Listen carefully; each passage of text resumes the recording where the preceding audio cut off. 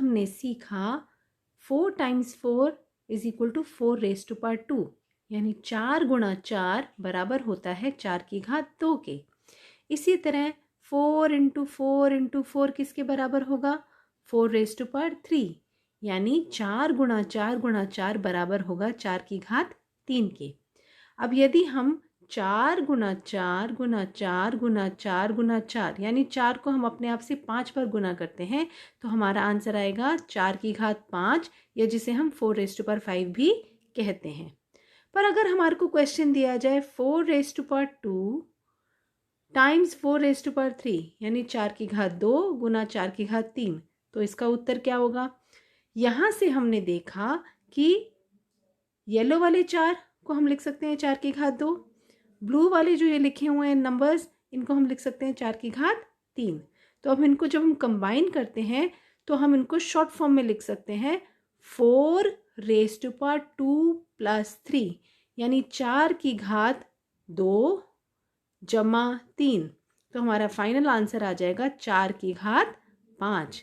यानी आपने क्या करना है, अगर हमारा आधार सेम है तो हम ऊपर के जो घाते हैं उनको हम जोड़ देंगे। ये हम कब करेंगे? जब हम गुणा कर रहे हैं। यानी if the bases are same then on multiplying we will add the powers.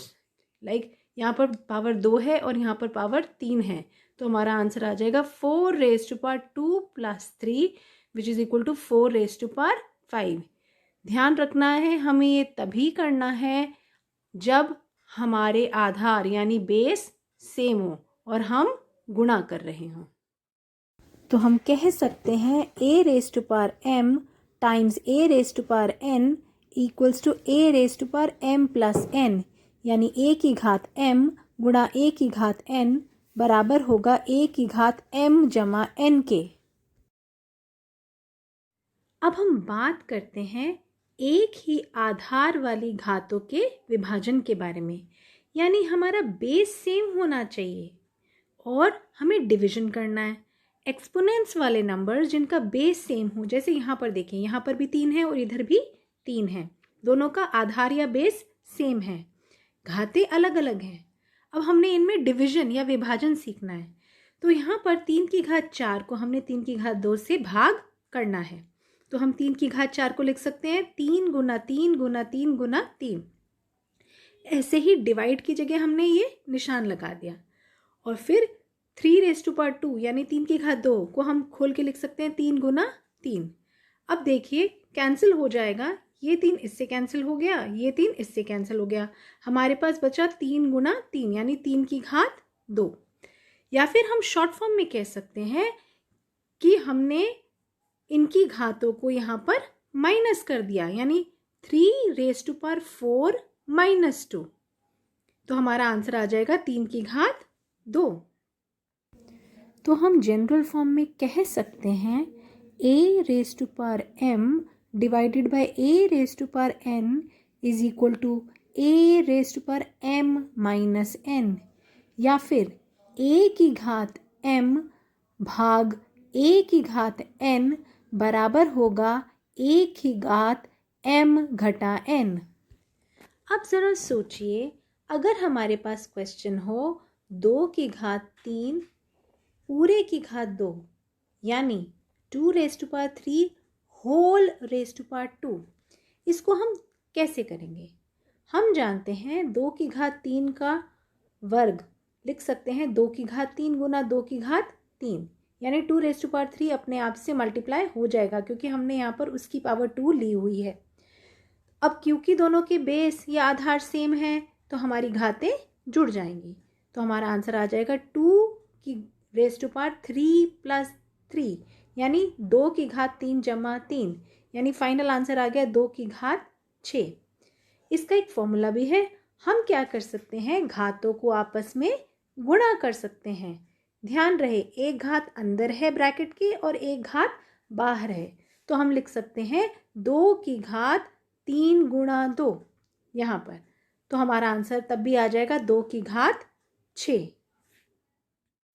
तो जनरल फॉर्म में हम कह सकते हैं a raise to power m whole raise to power n is equal to a raise to power n times n, यानी a की घात m की घात n बराबर होगा a की घात m गुणा n। अब ज़रा सोचिए कौन बड़ा है, 5 की घात 2 को हम गुना करते हैं 3 से, या फिर 5 की घात 2 पूरे की घात 3। अगर हम यहाँ देखें 5 रेज टू पावर 2 को हम लिख सकते हैं 5 इंटू 5, उसके बाद आपने उसको 3 से मल्टीप्लाई कर देना है। जब हम इनको कैलकुलेट करते हैं तो हमारा उत्तर आता है 75। अब ज़रा इस केस में देखते हैं, 5 की घात 2 की घात 3। अभी अभी हमने सीखा जब एक घात ब्रैकेट के अंदर होती है और एक बाहर होती है तो वो आपस में गुणा हो जाती हैं। तो इसका उत्तर आ जाएगा 5 की घात 2 तिया 6, यानी 5 की घात 6। जब हम इसको खोलते हैं तो 5 अपने आप से कितनी बार मल्टीप्लाई हो जाएगा, 6 टाइम्स, यानी 5 into 5 into 5 into 5 into 5 into 5। और जब हम कैलकुलेट करते हैं तो हमारा उत्तर आता है 15,625। ये तो बहुत बड़ी रकम है, तो हमारे हिसाब से ये वाला वैल्यू बड़ा है। अब हम बात करते हैं जब हमारे एक्सपोनेंट्स सेम हो, यानी पावर्स सेम हैं, घातें सेम हैं और हमारे आधार अलग अलग हैं, डिफरेंट बेस, जैसे यहाँ पर 2 है और यहाँ 3 है, ये अलग अलग हैं, बट घातें हमारी 3 और 3 सेम हैं। इस केस में हम गुणा कैसे करेंगे? हम जानते हैं 2 की घात 3 को लिख सकते हैं 2 गुणा 2 गुणा 2, और ऐसे ही 3 की घात 3 यानी 3 रेज़ टू पावर 3 को लिख सकते हैं 3 टाइम्स 3 टाइम्स 3। अब हमने क्या किया, 2 और 3 अलग कर दिया, ये दूसरा 2 3 अलग कर दिया, ये 2 और ये 3 अलग कर दिया, यानी 2 तिया 6, ये वाला 2 तिया 6 और ये वाला भी 2 तिया 6। तो 6 गुना 6 गुना 6 ये किसके बराबर होगा, 6 की घात 3। यानी हम कह सकते हैं कि जब 2 रेज़ टू पावर 3 को हमने 3 रेज़ टू पावर 3 से मल्टीप्लाई किया, अब क्योंकि हमारे पावर्स सेम है तो हम 2 और 3 को आपस में गुना कर देंगे, जो कि आ जाएगा 6। तो ये आंसर आ जाएगा 6 की पावर 3, यानी 6 की घात 3। अतः हम कह सकते हैं a की घात m गुणा b की घात m बराबर होगा ab पूरे की घात m, या फिर a raise to power m times b raise to power m will be equal to ab whole raise to power m। अब हमें समान घातांक तथा अलग अलग आधार वाली घातों का भाग सीखना है, यानी हमारे एक्सपोनेंट्स तो सेम ही रहे, पावर हमारी सेम है, यहाँ पर भी 4 यहाँ पर भी 4, बेस डिफरेंट है, यहाँ पर बेस यानी आधार मेरा 2 है और यहाँ पर 3। इन तरीके के क्वेश्चन में भाग कैसे करना है, अब एग्जाम्पल दे रखा है 2 की घात 4, जिसको हम लिख दिया 2 गुना 2 गुना 2 गुना 2। भाग यानी डिवीजन, डिवीजन के लिए आप अपॉन या बटा का निशान लगा देते हैं। तो 3 की घात 4, तो आप नीचे लिख देंगे 3 गुना 3 गुना 3 गुना 3। भाग के लिए आपने बटा का निशान लगा दिया है, तो 3 की घात 4 को हम नीचे खोल के ऐसे लिख सकते हैं। तो ये क्या हो जाएगा, ऊपर जब हमने देखा गुना किया तो हमारा उत्तर आया 2 की घात 4 और नीचे किया 3 की घात 4, तो हम इसे लिख सकते हैं 2/3 पूरे की घात 4। तो हम कह सकते हैं a raise to power m divided by b raise to power m is equal to a by b whole raise to power m, यानी a की घात m भाग b की घात m बराबर होगा a बटा b पूरे की घात m। हमने अपनी पिछली वर्कशीट वाले वीडियो में सीखा था कि किसी भी संख्या की घात अगर 0 हो तो फाइनल उत्तर 1 आता है, यानी a raise to power 0 is equal to 1। आपको इस बात का ध्यान रखना है कि a का मान 0 नहीं हो सकता, a cannot be equal to 0। तो हमने सीखा कि 2 की घात 0 क्या होगा, 1। इसी प्रकार 3 की पावर 0, इसका उत्तर क्या होगा 1। और यहाँ पर 4 की घात 0, इसका उत्तर भी 1। तो 1 जमा 1 जमा 1 बराबर होगा 3 के।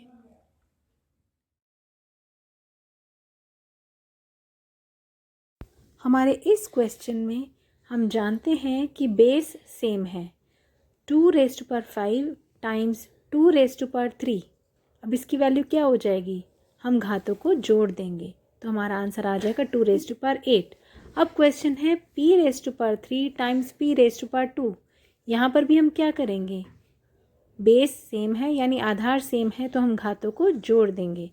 तो हमारा उत्तर आएगा p की घात 3 जमा 2, जो कि बराबर है p की घात 5 के।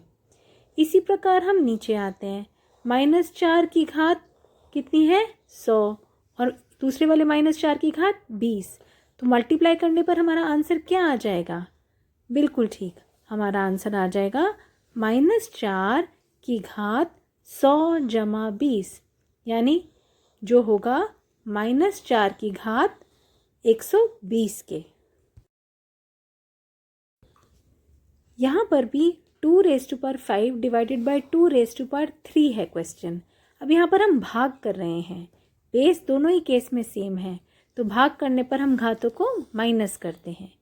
जैसे यहाँ 20 की घात 15 भाग 20 की घात 13, तो हम क्या करेंगे, घातों को माइनस करेंगे तो हमारा उत्तर आ जाएगा 20 की घात 15 घटा 13, जो बराबर होगा 20 की घात 2 के। इसी प्रकार हम सेकंड पार्ट पे आते हैं, 7 की घात 13 डिवाइडेड यानी भाग किया है 7 की घात 10 से, तो उत्तर क्या आएगा 7 की घात 13 घटा 10, जो कि बराबर होगा 7 की घात 3 के। हमने अभी ये भी सीखा था कि किसी संख्या के ऊपर अगर कोई घात हो और फिर ब्रैकेट के बाहर भी एक घात हो तो हम इन दोनों को गुणा कर देते हैं। जैसे 5 की घात 2 की घात 4 बराबर होगा 5 की घात 8 के। तो इसी प्रकार यहाँ पर हमारा उत्तर आ जाएगा 6 की घात 2 की घात 10 होगा 6 की घात 20 के, यानी आप 10 और 2 को मल्टीप्लाई कर देंगे। इसी प्रकार यहाँ पर हम देखते हैं 7⁻50 होल रेज़ टू पावर 2, तो हमारा आंसर क्या आ जाएगा 7⁻100, क्योंकि 50 और 2 को जो मल्टीप्लाई करते हैं तो हमारा उत्तर आता है 100। कुछ देर पहले हमने यह भी जाना था कि अगर हमारे बेस यानी आधार सेम ना हो पर हमारी घातें सेम हों तो हम इन दोनों नंबरों को आपस में गुणा करके फिर पूरे की घात वही लगा देते थे जो यहाँ पर थी। तो यहाँ पर हम देखते हैं a की घात 2 गुणा t की घात 2 किसके बराबर होगा, बिल्कुल ठीक, ये बराबर होगा a t पूरे की घात 2। इसी प्रकार हम यहाँ देखते हैं -2 की घात 4 गुणा -3 की घात 4 किसके बराबर होगा। अब -2 गुणा -3 क्या होता है, बिल्कुल ठीक 6 के। यहाँ पर माइनस माइनस एक दूसरे से कैंसिल आउट हो जाएंगे तो हमारा उत्तर आ जाएगा 6 की घात 4। अब यही चीज़ हमने भाग के सवालों में भी करनी है। यहाँ पर हमारे बेस यानी आधार अलग अलग हैं पर घातें सेम हैं, तो हमारा उत्तर कुछ इस प्रकार होगा, जैसे 4 की घात 5 भाग 3 की घात 5 बराबर होगा 4/3 पूरे की घात 5। अब फर्स्ट पार्ट पे चलते हैं, 2 की घात 5 भाग b की घात 5। अब इसका उत्तर क्या होगा, बिल्कुल ठीक 2/b पूरे की घात 5। इसी प्रकार हम सेकंड पार्ट देखते हैं, 5 की घात 6 भाग करना है इसको -2 की घात 6 से, तो हमारा उत्तर होगा 5/-2 की घात पूरे की घात 6, या जिसे हम कह सकते हैं 5/-2 whole raise to power 6। Covid से बचने के लिए अपने हाथों को नियमित धोते रहें। मास्क भी ज़रूर पहनें। Thank you and bye bye.